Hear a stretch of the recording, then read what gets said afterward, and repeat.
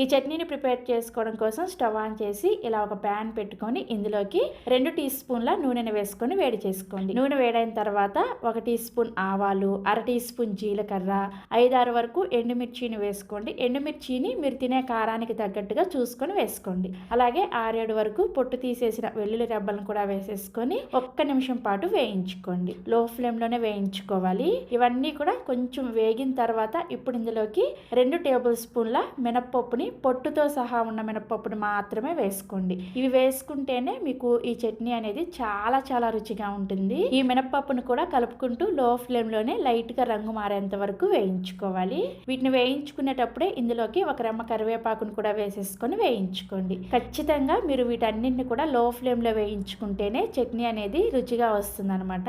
చూసారు కదా, మినప్పప్పు ఇలా చక్కగా వేగిన తర్వాత ఇప్పుడు ఇందులోకి 2 మీడియం సైజులో ఉండే పండిన టమాటాలని ఇలా ముక్కలుగా కట్ చేసుకొని వేసుకోండి. ఇందులోనే రుచికి సరిపడా ఉప్పును కూడా వేసేసుకొని వీటన్నిటిని కూడా ఒకసారి కలిపేసి మూత పెట్టేసుకొని ఈ టమాటా ముక్కలు కొంచెం మెత్తబడేంత వరకు లో టు మీడియం ఫ్లేమ్లోనే ఉడికించుకోవాలి. ఈ చట్నీ కోసం టమాటాలు మరీ మెత్తగా మ్యాషీగా అయిపోవాల్సిన అవసరం లేదు.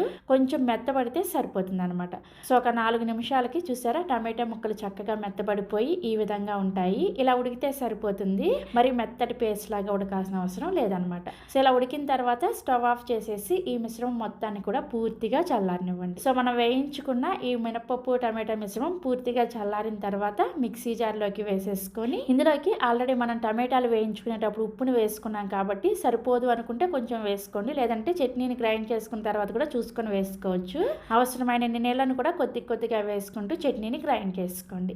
చూసారు కదా, చట్నీని ఇలా గ్రైండ్ చేసుకున్న తర్వాత దీన్ని ఒక గిన్నెలోకి వేసుకొని ఇదే మిక్సీ జార్లో కొద్దిగా నీళ్ళను వేసుకొని ఈ చట్నీలో వేసుకొని కలుపుకోండి. మీకు చట్నీ ఎంత పలుచగా కావాలో చూసుకొని దానికి తగ్గట్టుగా నీళ్ళని వేసుకొని యాడ్ చేసుకోండి. ఒకసారి ఉప్పు చూసుకొని ఉప్పు సరిపోకపోతే ఈ స్టేజ్లో కూడా మీరు వేసుకోవచ్చు. ఇప్పుడు ఈ చట్నీకి తాలింపు వేసుకోవడం కోసం సేమ్ ప్యాన్లోకి 1 నుంచి 1.5 టీ స్పూన్ల వరకు నూనె వేసుకోండి. ఈ చట్నీ తాలింపు కోసం కొంచెం నూనె ఎక్కువగా ఉంటేనే రుచిగా ఉంటుంది. ఇంత నూనె వద్దా అనుకున్న వాళ్ళు కొంచెం తగ్గించి కూడా వేసుకోవచ్చు. నూనె వేడైన తర్వాత 1/2 టీ స్పూన్ ఆవాలు వేసుకొని అలాగే 2 ఎండుమిర్చిని కొద్దిగా కరివేపాకును కూడా వేసేసుకొని ఫ్రై చేసుకోండి. సో ఆవాలు, ఎండుమిర్చి, కరివేపాకు కొద్దిగా వేగిన తర్వాత 1/4 టీ స్పూన్ దాకా ఇంగువాను కూడా వేసేసుకొని వేయించుకోండి.